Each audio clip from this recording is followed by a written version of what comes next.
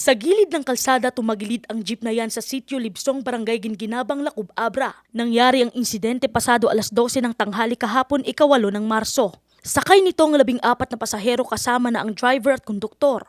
Ang jeep galing Bangged Abra at papunta sa Lacub, Abra nang mawalan di umano ito ng preno. Ang possible cause po ng incident ay mechanical defect. Dagdag pa nila, overloaded din daw ang sasakyan na posibleng naging dahilan sa pagtagilid ng jeep.